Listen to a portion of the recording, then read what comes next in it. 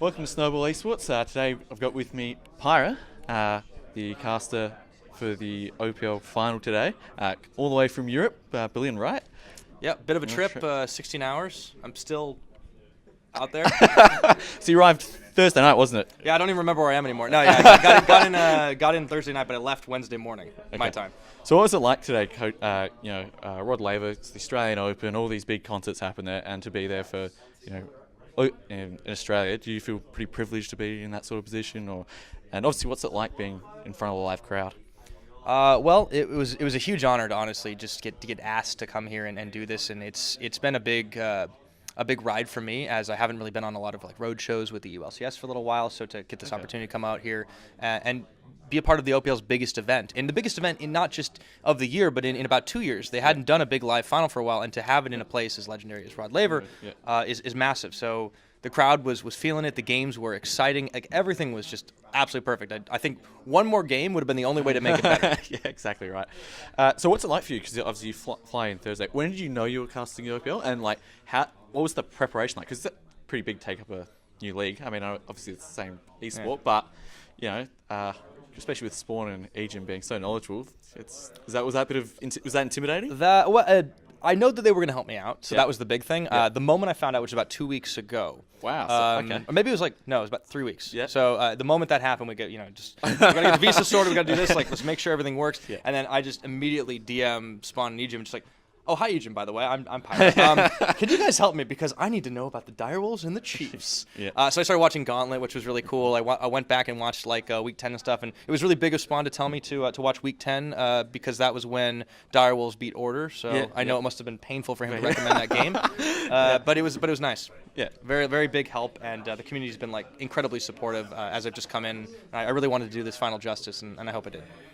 So I guess give the Oceanic fans, how different is it casting to the ULCS in the studio to the live crowd here? What was there a different routine or?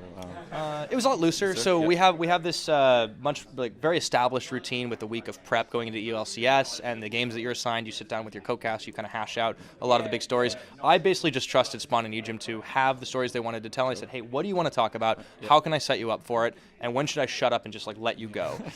So I had the benefit of having their shared knowledge that I could just draw on.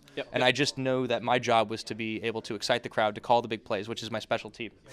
But, I had to make sure I still covered the material. I didn't want to be caught thinking okay, how many titles do Chiefs have? And, blah, blah, blah. Cool. Wanted to make sure I had it. So I kind of treated it like studying for a test that I was going to try to ace in front of, several hundreds of people. And, that was pretty much it. I want to ask you as well, in the opening segment, you did the old strip off and did the Direwolves jersey into the Chiefs jersey. How'd that come about? So I was walking by the merch booth, and I saw that they were selling all sorts of gear from a lot of different teams that were involved in the league finals, teams that were in the OPL historically, and the teams from all sorts. So I saw the Direwolves, I saw the Chiefs. I'm like, hey, this is cool. I haven't bought any merch in a while. And souvenirs. I just thought, I get some souvenirs. But wait, I don't want to be biased. I don't want to just pick one. So I'm going to buy both of them. And then I just thought, I can have some fun with this. So I ran it by the producer, and he was all for it. So I didn't tell Spawn and Aegin. I just said I wanted to do predictions. So that was their actual reaction to it. Wow. And I was really afraid. I actually lost sleep over this last night. That I would rip it off and just completely rip off my shirt and just be half naked. Nervous when you were tangled in the cords? I was just get it off, just get it up. It worked out in the end because I was ready, and then no one actually expected me to just be Chiefs. So it was very exciting.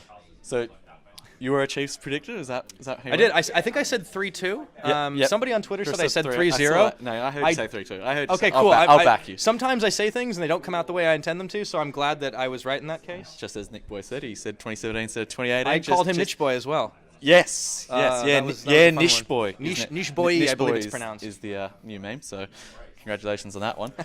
But also, so obviously you come here. Have you experienced much of Australia before? Is this your first time? This would be my first time in Australia. There were a couple of years where I was meant to come out, but either I was ill or it was just not the right timing. I think I had something that clashed. So I was always interested in coming out and visiting, and I thought I'd be at the right office in Sydney, actually. But I was really excited I got to go to Melbourne. A lot of the Australians I know who live all around the world, about 90% of them are from Melbourne, so they're always telling me that's the city I have to visit, so I'm really glad that was the first one I hit. Yeah, a lot of people, like Spawn, will tell you it's the best city as well. So he did say that a few times. Yeah, it's a bit cold, though, It is freezing. It's always cold. Sydney's warmer, bit more picturesque. But you know, we're in the sporting capital of the world, so I'm happy that they chose Melbourne. So, have you experienced much of the city at the moment? Have you been out and about? You know, Bit of walking. We did a bit of a survival guide. Were you able to read that and check out all the stops? So it's been a bit of a whirlwind. As I mentioned, I came in Thursday night, but I took a couple walks. I went out with some people. We went to Chinatown last night and got some noodles, which was awesome. Food here is actually incredible. What about the coffee? Coffee is also good. So my first Australian coffee was actually at the layover in Perth Airport. Okay. Yeah. And I was like, this is airport coffee? Okay, it's pretty good. It's pretty good. So I've had a couple cups. It's been keeping me going the last few days. So amazing coffee, and that was what I expected, and I was not disappointed. Oh, good. All right. Well, thanks so much for your time, and thanks for coming out here.